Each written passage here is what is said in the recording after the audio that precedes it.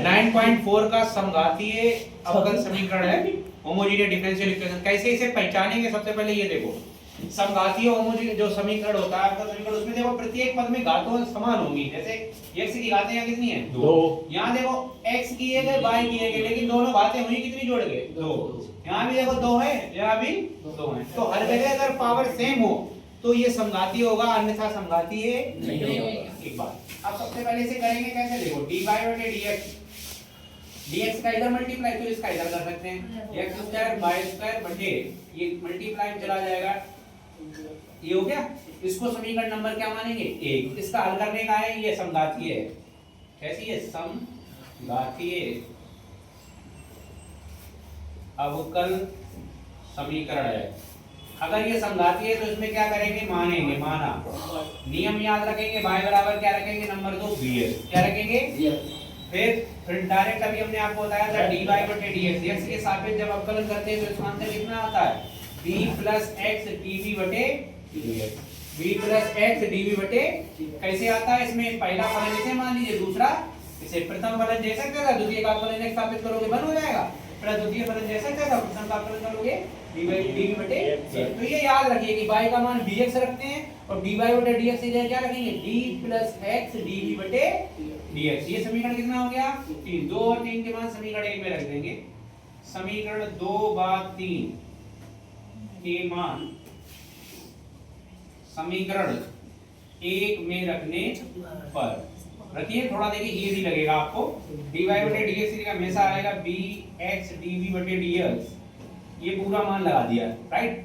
अब यहाँ आइए, x² y की जगह क्या लगाएंगे? bx, तो b का स्क्वायर हो जाएगा, x का स्क्वायर हो जाएगा। नीचे आइए, x² x और y की जगह bx लगेगा। अब आप देख रहे हो b वाले इधर ले जाइए आप, x dv/dx। इनमें देखो सभी में x² ऊपर कॉमन है तो अंदर बचेगा 1 + b²। नीचे भी ध्यान से देखो, x का x मल्टीप्लाई करेंगे, x² हो जाएगा, डिनोमिनेटर से भी x² कॉमन हो जाएगा, तो 1 + b बचेगा, 1 + b। देखो x² से x² कट गया, ये प्लस का भी उधर जाएगा, किसका हो जाएगा? माइनस का। ये हो गया x dv/dx, ये हो गया 1 + b² अपॉन 1 + b माइनस का b। अब इसका एलसीएम ले लेंगे, इसे सॉल्व कर लीजिए। 1 + b एलसीएम हो गया इसका, 1 + b² ऐसे एक बार जाएगा ना इसका, ये ऐसे आ जाएगा माइनस का b, इसका इतनी बार चला जाएगा, 1 + b का ऊपर गुणा हो जाएगा, तो ये 1 + b², b का अंदर मल्टीप्लाई माइनस का b² हो जाएगा, राइट। अपॉन हो जाएगा 1 + b, ये हो गया आपका x dv/dx। देखिए कुछ टर्म कैंसिल हो रहे हैं, जैसे ये टर्म इससे कैंसिल हो गया। अब आपका बचा क्या है? x dv/dx इक्वल टू आपका बचा है 1 - b अपॉन 1 + b। अब आप ध्यान से अगर देख रहे होंगे तो देखो ये सेपरेशन हो गया, पृथक्करण विधि हो गई पिछली एक्सरसाइज। b वाले b की तरफ कर दीजिए, x वाले x की तरफ, क्रॉस मल्टीप्लाई कर दीजिए, ये इधर चला जाएगा, ये डिवाइड में हो जाएगा, तो आपका ये इक्वेशन बन के आ जाएगा, ये इधर ही 1 + b और ये इधर डिवाइड में चला जाएगा, 1 - b * dv बराबर ये हो जाएगा dx/x, dx/y। इसका इधर मल्टीप्लाई, इसका डिवाइड, और ये इधर, ये इधर, ठीक है, सेम। अब दोनों ओर क्या कर दीजिए? समाकलन। दोनों ओर समाकलन करने पर ऑन इंटीग्रेटिंग बोथ साइड्स, तो ये हो जाएगा 1 + b upon 1 - b into dv बराबर हो गया dx/x।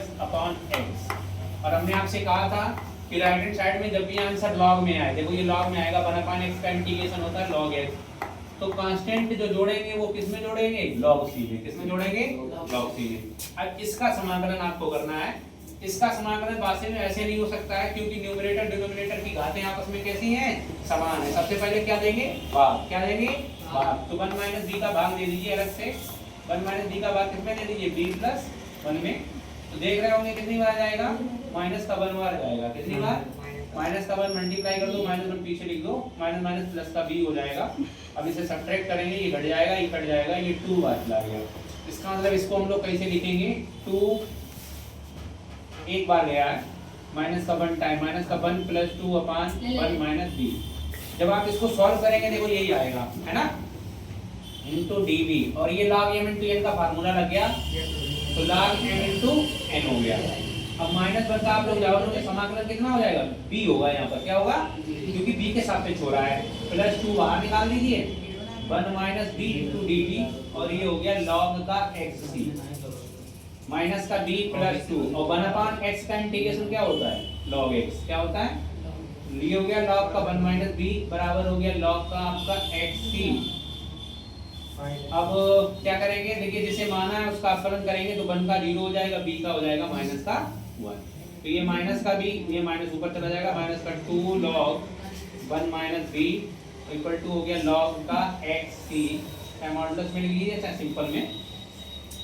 अब आप देखिए y का मान, b का मान यहाँ से रख देंगे, समीकरण कहाँ से, 2 से, समीकरण किससे, 2 से, किससे, 2 से, b का मान कितना आएगा, डायरेक्ट लगा दीजिए, देखो y बराबर यहाँ से bx होता है, b का मान आप निकालोगे कितना आएगा, y बटे x, तो ये b का मान लगा दीजिए आप, तो ये हो जाएगा y बटे x माइनस का 2 log 1 माइनस y बटे x इक्वल टू हो गया log का एक्स सी, एलसीएम ले लीजिए, y अपॉन x माइनस का 2 log, ये ऊपर चला जाएगा x माइनस y बटे x हो जाएगा, बराबर हो जाएगा log का एक्स सी।